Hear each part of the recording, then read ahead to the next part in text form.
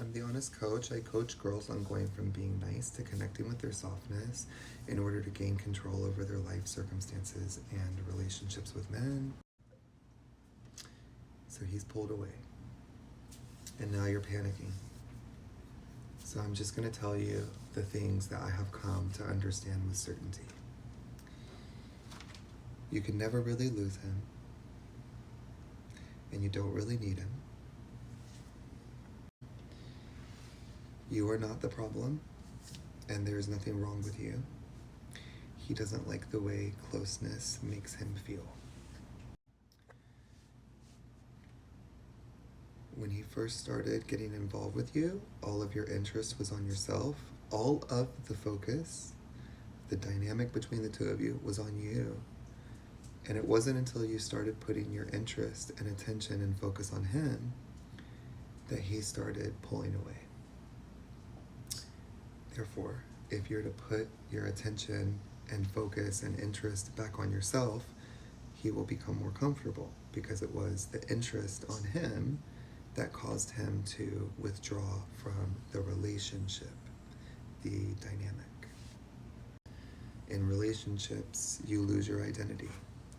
In relationships, you split off from parts of yourself and you chase after, or you become whatever that person needs, or even on smaller scale relationships, you're a people pleaser, you make other people's feelings more important than yours, and you probably spend a lot of your time frustrated that everyone around you is so selfish.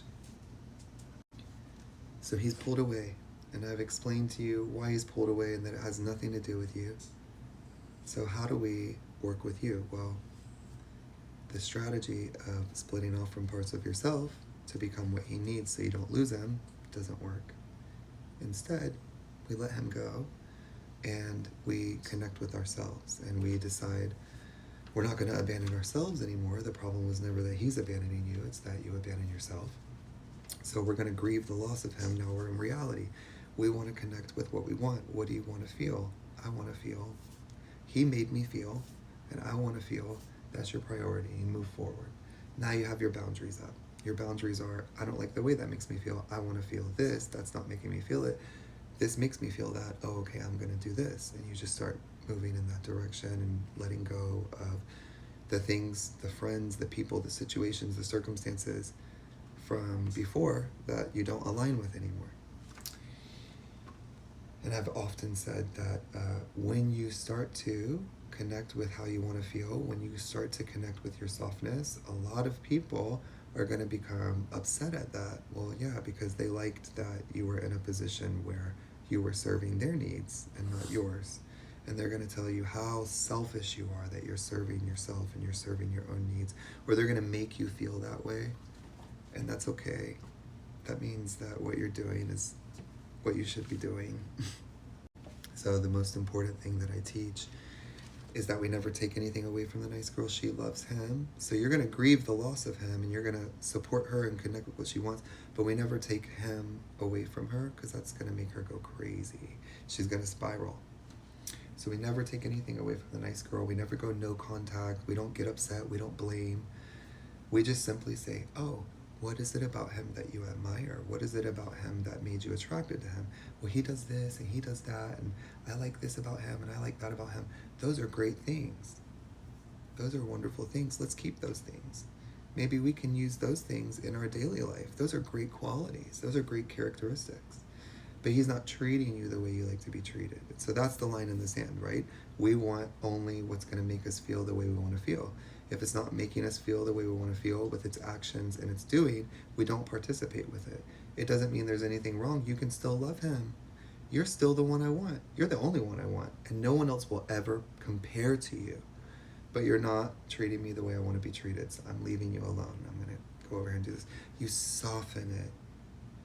You soften it. Well, now she's calm. And now you even told her, hey, the more attention and interest you put on yourself, the more comfortable it's going to make him. He might even come back in with some communication.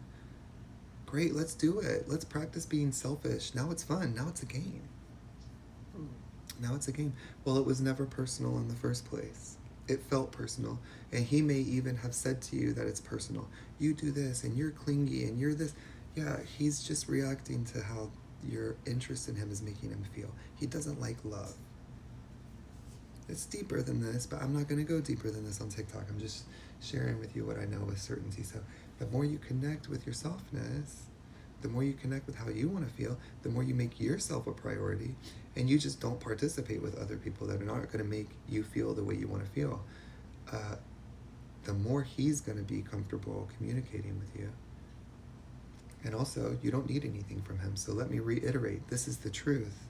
And you're going to feel that it's true, but you are not going to comprehend why it's true. It doesn't make sense. But this is the truth. And it is the truth because it's the way your reality, your lens for reality developed in early attachments. This is the truth. You can never really lose him, ever. And you don't really need him.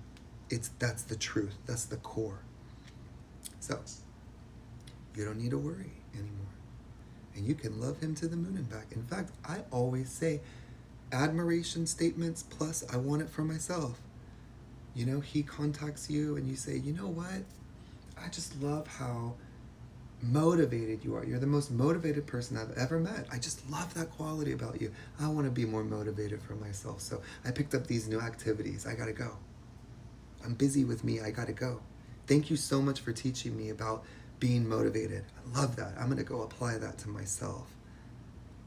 And you were the one that taught me that. I just think you're just the most magnificent person I've ever met in my life. Gotta go. Now, you've made him feel wonderful about himself. And you're also becoming better for yourself. It's a win-win. Now your nice girl is calm. Now you're not splitting off. Now your life is flowing. Now you have comfortable communication with him, incoming communication.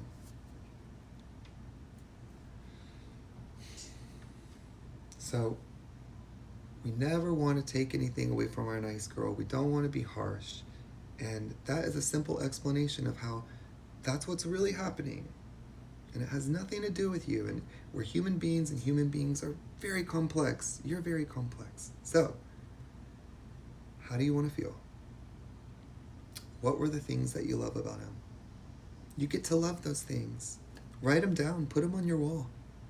Wake up to him every day. I love him. I love him. And there's nothing wrong with loving someone. You love him. That's great. But he doesn't like the way love feels. So if he's not treating you the way you want to be treated, you don't participate with him. But you can still love him. You can still love him. You don't have to take him away from her. You don't have to go no contact and be tough and hard and brace yourself and feel off. Like it just feels off. There's something about how I'm feeling. It feels off, but I can't put my finger on it. And I also want to remind you, everything that he causes to come up when he pulls away, it's old stuff. It's old stuff. It's not even present moment. It's fixated on him, but it actually wasn't about him. It's a re-experiencing. And so you can even let that stuff go. What do you do with all that stuff? What do you do with all that baggage? It just processes. You don't need to analyze it. You can write down the messages of it, but it just processes. Now you know what to do. What do? You decide how you want to feel, and you move in that direction. Now you know what to do with certainty. So you don't have to feel something and fix it. You don't have to feel something and go out there and be in survival mode. That doesn't work. You decide how you want to feel, and you align with it. And now everything you do and every decision you make and every action you take comes from making sure you're going to feel the way you want to feel. That priority. Your goal is what you want to feel. That's your only goal. That's what works. So now all those feelings come up. They just process because you know what to do. So the feeling comes up, oh, this terrible feeling, and you just let it run its course in your body, and you say, that was a feeling of sadness, that was a feeling of pain, I know exactly where it comes from. Now you're not holding anything down. Oh, it's just all going to start surfacing. It's not easy, but this is the math of it. So, blessed be. Decide how you want to feel. Go after.